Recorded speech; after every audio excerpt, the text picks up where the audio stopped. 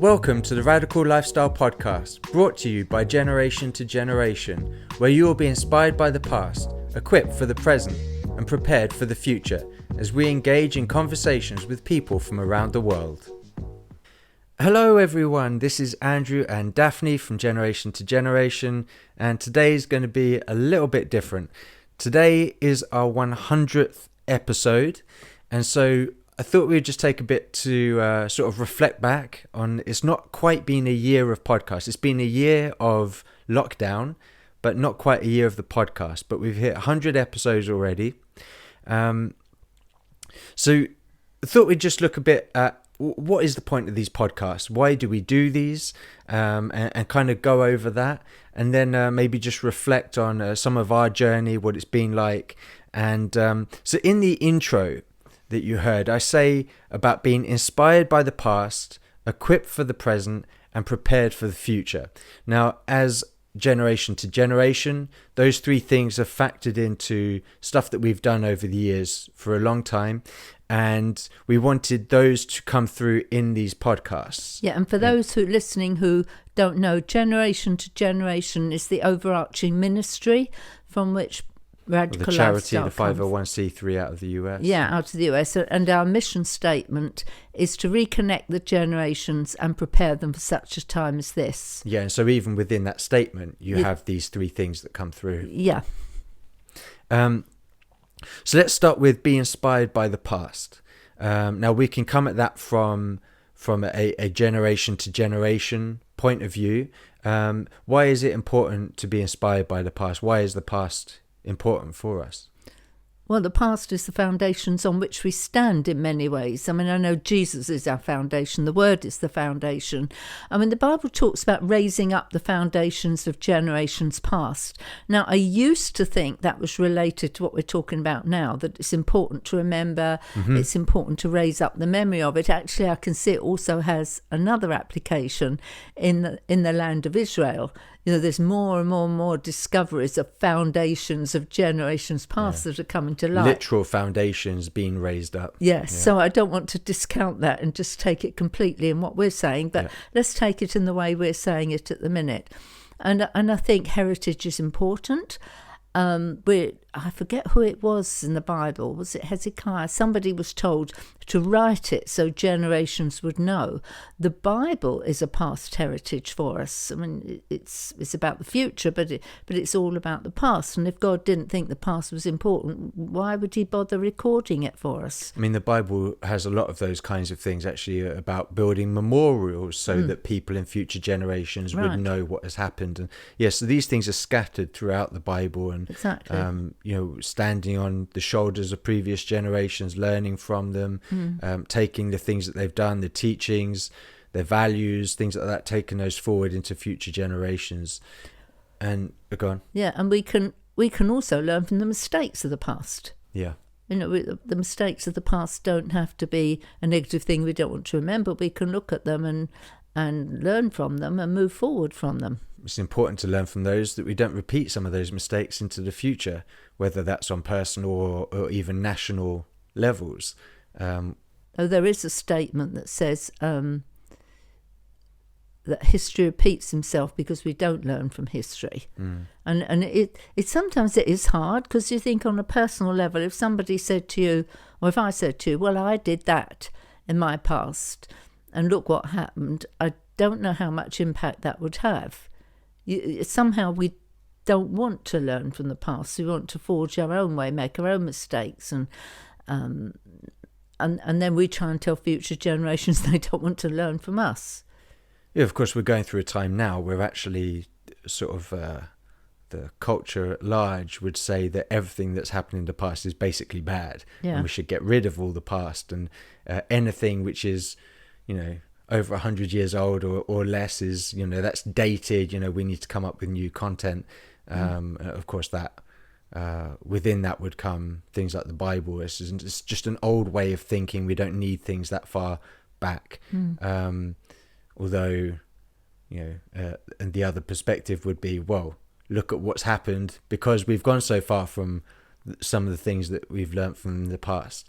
Yeah, I mean, when we have groups come to England, sometimes I like to take them to these big cathedrals and old churches. I mean, some are hundreds and hundreds of years old. And I can see them, they go, and especially if it's young people, they're looking at the stained glass windows and the pews and the kneelers and the prayer books and everything that's completely alien to them. And I can see them thinking, oh, this is all old and this is all tradition. And then what I like to do is say to them, I want you to stand still, I want you to close your eyes. And then when they're all quiet I said, where you are standing now, you're standing on the foundations of generations past. And all that you have today, or not all, but a huge lot of what you have today is because of the generations that worshipped in this place. They worshipped here like we do. They worshipped with the revelation they had. And we have today because of them.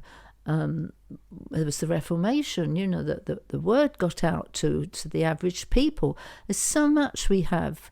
And so, being inspired by the past, I think is huge. Yeah. Of course, the things we have today from the past can be good or bad. Right. But again, that's why it's important that we learn from what's happened before and know how to deal with that today and into the future, which kind of brings us to the second one, which is to be equipped for the present. If we're inspired by the past, we're learning from the past, we're learning from other people's experiences, and yet we aren't applying that to our lives today. We aren't helping other people to walk today. Kind of what good is that? We need to be able to be equipped and prepared for what's going on right now, which has been a big part of things that we've done around the world as well with Generation to Generation is, how do we prepare people and equip them for what's going on in our world right now, not just for the future. Yeah, and I think it's a really important moment that we are equipped on a personal level, on a church level, but on multiple levels, on family levels, that we are proactively equipping ourselves for what is going on, and not just floating along through it, not just letting circumstances take us along, but that we're saying, how can we be equipped? And I think that requires a lot of self-insight, self-discipline, self-equipping, self-leadership, as well as leading of our families and leading in businesses and churches. But it's a very, very focused thing to equip for the present. Yeah. And, we've been saying to people for years that, we need to prepare people for what's coming, especially the younger generation. Of course, now we are living in the times that we had said they needed to prepare for. Even more so, we look around the world today right at the minute and say, have you prepared people? Are they equipped for what's going on right now? And we still need to continue to do that, and even more so as these times continue to unravel, as we continue to move forward into the years ahead of us. I think there's two ways. There's the equipping for the present, which is just for the present, which is for us to live through today and this year. And then there's the being prepared for the future, which is a different sort of equipping, which is forward-looking, it's prophetic-looking, it's how we do it. I know the three are linked. Yeah. But being, equipped for the present, I'm thinking of parents being equipped for the day-to-day raising of their children, for example. Yeah. Has a future impact, but it's definitely being equipped for now. So I think with the podcast, we tried to cover both of those. We tried to cover how we're equipping for you when you get up this morning and live through today. And then there's a different sort of equipping, which is being prepared for the future. Yeah. Of course, the future, we know a lot of what will happen for things that are said to us in the Bible. Of course, there's a lot of things about it that we don't know, how certain things will happen, what may happen as those things come about. We knew the direction the world was going to go in, but we didn't necessarily predict that this year or last year we would end up in this massive lockdown from this COVID. So some of the details we may not know, but we know the general direction we're heading in. And so we hope that through these podcasts as well, that we are preparing you, like you said, for future events, for things which are to come. And even if we don't know some of those specific details, that the principles that you'll be able to take away from some of these episodes will help you to navigate even those times as well. Of course, there's some of the guests we've had on, maybe in persecuted countries, or the focus there are actually their present is our future. Yes. So they are equipping us from their present for our future, which is a great privilege to have these people on, rather than just in the West sitting in our increasingly uncomfortable position, but nowhere near persecution yet, but having people who've lived through it saying to us, this is how you need to equip yourself today for what is coming in your future. Yeah. So by having all these different guests, they're all able to make some input into all three in different ways. Yeah. Yeah. I mean, we've had people who've looked very much on the aspect of family.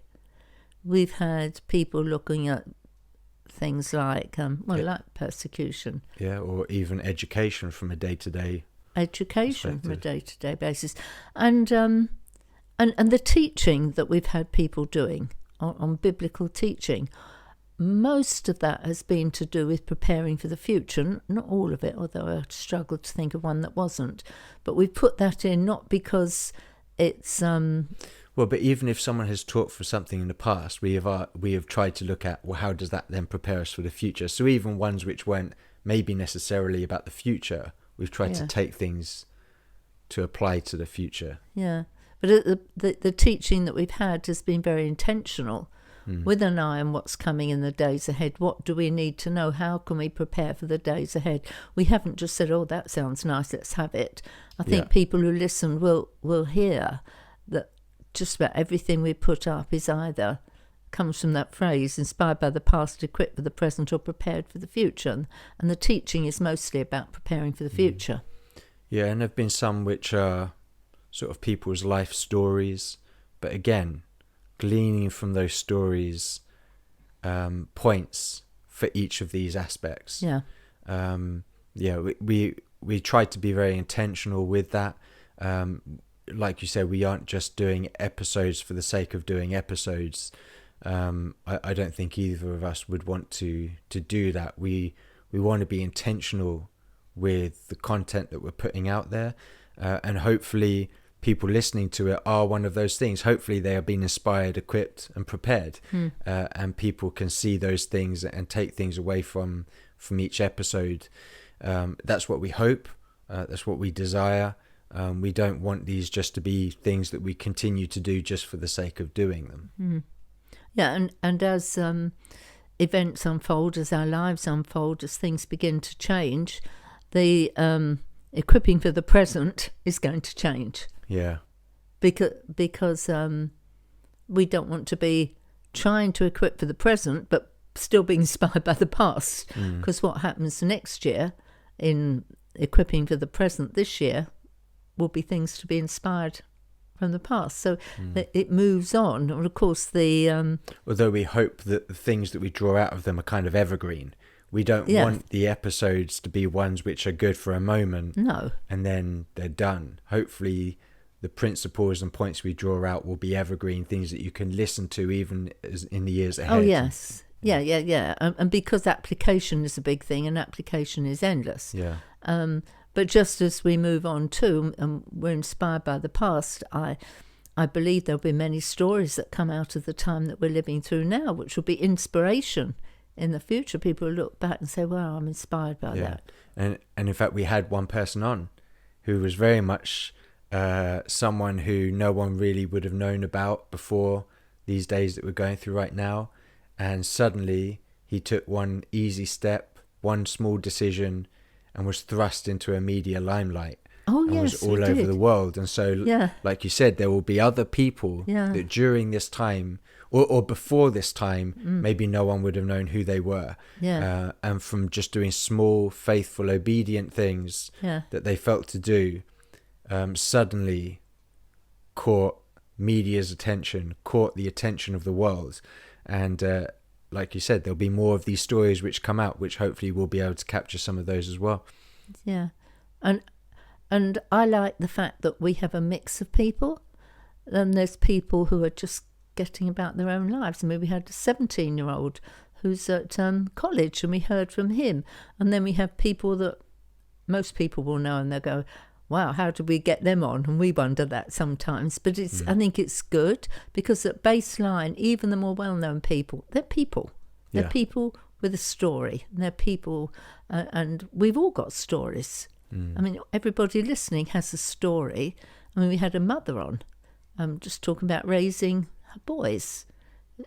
And I know when she said, well, what have I got to share? And we said, talk to us about raising your boys, because being equipped for the present, people need to know how to raise their children so that they're prepared for the future. Yeah.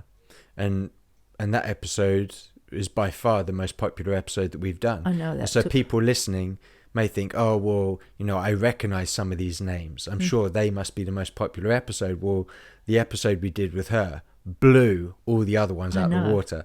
It was pretty wild to watch, really. And so, you just never know. If you may think that you are no one, you may think that, or no one will be interested in your life or the things that you've done or principles that you've had to try and live through to be able to make it through the days that you're going through, or the struggles that you've had in your life. But if it resonates with people, I mean, that thing can just take off. And it's not that you want it to take off that you might be well known, but hopefully people's lives will be impacted for the better from learning things that you've gone through. Yeah, and sometimes I think, well, sometimes I know we've been taken by surprise, because we see people and we think, oh, we'll ask them to talk on that topic. I mean, sometimes we tell them the general idea and let them choose. Yeah, sometimes we have a sort of a general theme, but we aren't exactly sure of the details of where it will go. But I remember one episode we were very sure what we wanted to talk about. And as the conversation unfolded, it ended up in a completely different place, which really, I think we were speechless at times listening to it. So the conversations we have, although we invite people to generally to fit into a theme, or we see somebody, there may be a story or something. But we can never be sure. Because we don't plan anything. No. We maybe think about a first question to set some course, but that's all we ever really prepare, unless there was maybe someone with a book. In which case we wanted to pull quotes out of the book, but again, out of those quotes, we didn't know exactly where it would then go to. So other than if it's looking at someone's book, we only really think about a first question and then let it take its course. I mean, this is what we're doing now. We have no idea what other than, again, the 3 points in the intro, that's it. So it's, just, what comes up, let's kind of run with it. And I think that's one that's good for us. We're very sort of spontaneous, off the cuff people, and it keeps us on our toes. So I guess. But then people also can track with us. And be surprised as we are by the way the conversation goes. So you can follow our thinking a bit. Yeah, the good thing is people can follow our thinking. The bad thing is sometimes we get completely thrown, and can be in the middle of recording a podcast and have no idea what to say. And maybe people will have noticed some of those moments where there's just silence, or we're having to pull ourselves together from something someone said, which has just caught us completely off guard. And sometimes we're just reduced to tears, and so we're trying to have to sort of pull ourselves together so we can actually say something, because obviously if we're not saying anything, what's the point of people listening to the episodes? But hopefully, even if we're not, the emotion is coming through and people are impacted by that themselves. Maybe they're listening to it and they're having to pull themselves together as well. Well, that's why we have the silence, of course, so they can pull themselves together. Yeah, that's right. Not for our benefit, but for them. Not at all. That's right. So, but sometimes it's very interesting, because we have speakers who are coming on saying, what should we prepare? What do we? What topic is it? And when we say, no, you don't, we'll just, what's the first thing we want to open up with? Have you got a sort of a starting place? And I think most people absolutely love it. One or two have been but where are you going to take me? Well, the truth of the matter is, I don't think we take people so much as they take themselves. Yeah, we try and respond to what they're saying. And I know for some people it's probably quite uncomfortable thinking, wait, what's the plan? There is no plan. Like, there's a general idea, but hey, if that general idea goes in a different direction, we're cool with that too. I'm sure some people would be much happier if there was a set list of questions that we're going to work through, and they knew exactly what was going to be asked. But it's just not us, that sort of rigid style. And I think that would come across as well in the episodes. People would go, oh, this is just, these questions are laid up. And yeah, some people, we have had some episodes where people are teaching, and that has been line for line teaching, but we come in with questions. Even in the middle of that, we will ask questions which will come into the flow of their teaching. So that's the only time, I think, when a guest does come in actually prepared. Yeah. I'm trying to think. There was one episode, I don't know if we released it generally or not. I may have made it a private episode, but even in that episode, there was one where we couldn't engage, because every time we did, even before we started recording, we were just cracking up. We were just laughing so much. We couldn't pull ourselves together. Do you remember, did I release that one generally, or was it? Yes, you did. I did. Yeah. So there may be one episode out there where I think that I do an intro and then that is it. We keep our mouth shut until the end when we say, okay, thanks, goodbye. And people listening may have heard that and gone, well, they've not said anything. The reason why we didn't say anything was because we were laughing so much before recording that we knew if either one of us tried to engage, asking a question, whatever, it would have just reduced the whole thing back to hysterics. Because the guest was laughing as well. The guest was laughing as well. And so we knew the only way to put that episode out was just to keep our mouth shut and just let them roll through the information that they wanted to get through. But why don't you release them all? You just said, did I release that one generally or didn't I? Or how do you decide whether to release it? What's going on? Well, so we have an initiative called the Issachar Network, and which is for people that are sort of wrestling with signs of the times and what to do. And it's small groups all over the world where we give material, which are the podcasts, and they talk through what's been said in the podcast. So there are some podcasts that I do which are exclusive to that network, the Issachar Network. But yes. If they want to know more about that, just seeing as you mentioned it, they need to email in@g2gmandate.org. Yeah, well, I can put the email and I can put a website link in the description for people that are interested in finding out about the Issachar Network. So I only jumped in on that because you talked about not releasing some, and they might think you've got a secret stash away of... No, I do release everything that we record, and I don't edit things. No. The only time I edit a conversation is if, like there was one we were recording where a mic dropped in the middle of a conversation, so I'll cut that out so people don't hear this massive bang, or if there's technical difficulties or glitches, I cut those, but otherwise you get the full conversations. Well, so, this is, we're sitting actually in our kitchen looking like a studio with all this equipment. Where were you trained to do all this? Yeah, I have no training to do this. COVID did this to me, or us, or all of you listening. This is COVID's fault. This has been quite a journey, having to learn all this technical stuff, from the cameras to the audio, and it wasn't even until I'm 11 months in since we started this podcast, and it wasn't until just 2, maybe 3 weeks ago that I managed to figure out one massive problem that caused me lots of headaches when it came to the editing. Hopefully people didn't recognize that when they were listening. I'm told people thought it was fantastic.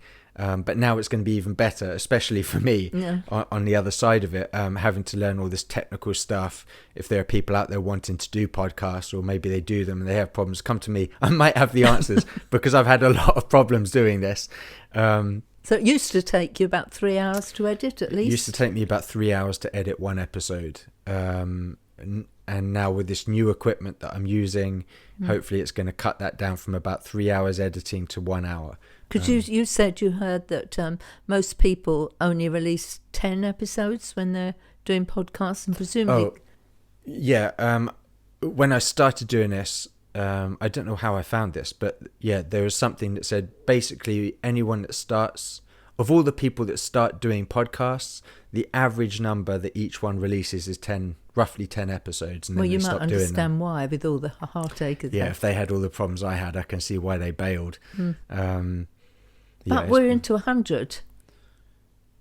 Yeah. Well done, we good made and it to faithful 100, servant. so I guess we can quit now. Oh, no, I don't think so. But I think these podcasts will be here to stay going forward. That we enjoy, I think we enjoy doing these. I won't speak for you, but it's been a wild ride for us. When you get to hear all these different people speaking about different subjects or even sharing their personal stories with you, it's a lot of information to process. And a lot emotionally sometimes. Emotionally, when you're recording, you to engage with and connect with what these people are saying, and you're drawn into it. It can take a while to recover sometimes afterwards. Oh, there was one we had from Brazil. We were wrecked. I mean, you mentioned it in another podcast sometime later. I was thinking about it while doing this one and trying to hold myself together. Yeah, well, let's move on then, as we may have a break in this one. It can wreck you for hours, sometimes days, while you're trying to recover from the things that you've heard. And hopefully people are impacted listening to it where they are. But yeah, it can be brutal in a good way, having to do these. And I was a fan of podcasts anyway before doing them, doing our own one. I don't know if you'd even ever heard of podcasts before, but I'd heard of them. Come on. So, but I wouldn't put them up in my fan mail. Your fan mail. So, what has it been like for you since we started doing the podcast? What did you think before we started it, and just this whole journey?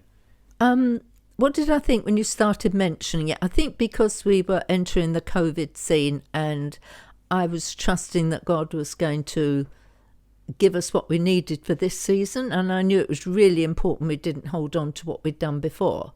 That's how the Issachar Network was born. And so when you said this, I was well open to it being 10 this episodes. Is the direction. So I didn't even know it was 10. I knew nothing. So I was very happy, as we do in the ministry, to run alongside you and do it. Of course, I have loved meeting all these different people. Some of them are friends of ours from years we haven't really connected with, and perhaps some of the most fun time is the chatting before and after the podcast and connecting with people again. But I think for me it's just been a natural journey in a way, because although we're talking to people on camera, it's talking to people, and we have been to over 40 nations talking with people, talking about 40 nations. That's how long it took us. That's how many nations we went to, about 40 in the past 30 years of ministry.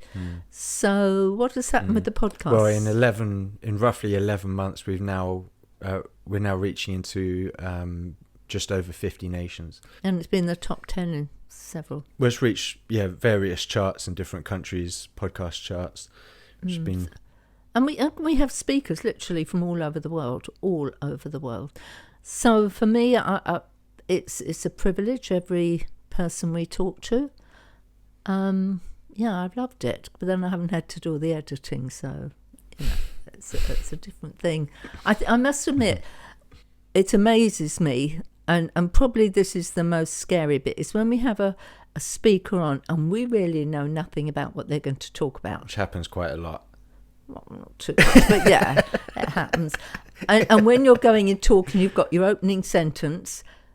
Then you think, are we going to do half an hour, engaging with somebody who's talking about something we have no idea what they're talking about? Yeah. But then I saw that this is a strength, because people listening, probably many of them don't have an idea of what they're talking about. So when we ask questions, we're actually asking the questions that they would want to ask if they were in our place. So I think sometimes it's a strength not to know. Yeah. When we ask these questions, of course, I have to say sometimes we ask questions like we don't know when we do really, just in case they think... sometimes you want to coax an answer out of them. Or we want to speak on behalf of the listeners. Yeah. So a little bit of pride in me. So I don't want you to think that we don't know what we talk about all the time. But it doesn't hurt when we don't know something to ask on behalf of people like yourselves who are listening. And I really enjoy having those conversations with people where we don't naturally know what it is that they're talking about. It's not our background. We've not engaged with it. We've done a few episodes on finance, and one of those was on Bitcoin. And now those ones aren't released generally, but sitting there listening to that and having to figure out what on earth he was saying, what kind of questions you ask. But I enjoy those where you're having to really be on your game, thinking clearly, to know what are the questions you need to ask to understand the principles and things that they're trying to tell you. So I do like those. I think that both of us would probably end up getting quite bored if we were just doing episode after episode of things that we just knew it all anyway. Of course, I think the most challenging thing for both of us and Daniela, who heads up our anti-human trafficking Operation Open Eyes, I think the most challenging bit of all this has not just been getting the equipment, which for a faith-based ministry has been another big faith step. Yeah. But it's turned our house upside down. Yes. I mean, it literally has turned our house upside down. We used to have a house where we had sort of a ministry in it. Now we've got the ministry in the home, and we're trying to find space to live. And literally, if you could see us, we are in our kitchen. There is no table and there's nothing. The kitchen is filled with filming equipment and camera stuff. Yeah, I mean, you have to dance around lights and cameras to be able to get to the kettle. Yeah, and knock them over as we're doing it as I get my drink. So I think that has, I mean, it's been okay, but being in lockdown, locked in the house all the time, and moving around equipment and ministry equipment and resources and trying to find a place to work, that has been really challenging. But we've done it and it's been okay. Yeah. No, it's been a wild ride this last year. These podcasts have been, again, just a crazy journey for us. We've loved it. We've loved getting to talk to all the guests that we've had on. We've enjoyed hearing from people out there listening. And I would say if people are listening, do give us some feedback. We would love to, what is it, comments? There is a YouTube channel. I've not really said much about the YouTube channel, but there is a YouTube channel out there with the videos. But yeah, you can, every like really helps. We personally couldn't care less if people like them or not. We want you to like them, but I mean hitting the like buttons. I'd like them to like them. But it helps get the word out there. Every like, every comment, things like that really help with algorithms and spreading the word and recommending them to other people. But yeah, we would love to hear from you on the episodes. You can drop comments. If you're listening on Spotify or Apple and things like that, then you can leave reviews of the podcast, and you can put things in there. You can rate us. But I would like comments. I'd really like to know what people think as well. There have been some really nice comments and reviews that people have left, and people have even messaged and said, how blessed they've been and how it's impacted their lives. Some people going through really difficult times, and how it's encouraged them and helped to lift their spirits. So, that's a big blessing to us, is when we know that there are people out there being impacted and blessed by it. And if there's someone you think, consider them to come on the podcast, put their name down, but ask them first and put their name down. We may be able to have them, we may not, but if they can, ask them. But yeah, if you think, hey, I would love to hear you guys having a conversation with this person. Oh yeah, mightn't but to ask them, of course. Then leave it in the comments or message, and we can reach out and see if we can make some of those conversations happen. We also have a Telegram channel that people can go there and engage in the conversation. So there are ways to reach out to us. We would love to hear from you. As we finish this, we just want to say thank you so much for those people that have been journeying with us. 100 episodes. It's been a lot of work for us, but we do it because we want to be able to engage with you out there and to be able to share stories, to inspire, to equip, and to prepare. Thank you all so much for journeying with us, for coming on this long road. And we're only just starting. We're at 100 episodes, but hopefully there'll be many, many more to come. So thank you so much, everyone. We appreciate you. Again, reach out, comment, review, like, whatever you want to do. But just know that we appreciate you, the support and the encouragement that you have been to us. Thank you. So yeah, thank you so much. Thank you for listening to this episode. If it inspired you, please rate us and subscribe on Apple or Google Podcasts, Spotify, or another podcast platform.